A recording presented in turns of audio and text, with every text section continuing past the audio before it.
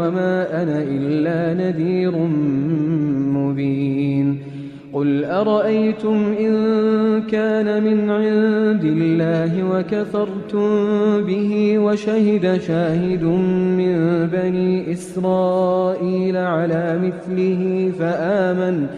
فآمن واستكبرتم إن الله لا يهدي القوم الظالمين وقال الذين كفروا للذين آمنوا لو كان خيرا ما سبقونا إليه وإذ لم يهتدوا به فسيقولون هذا إفك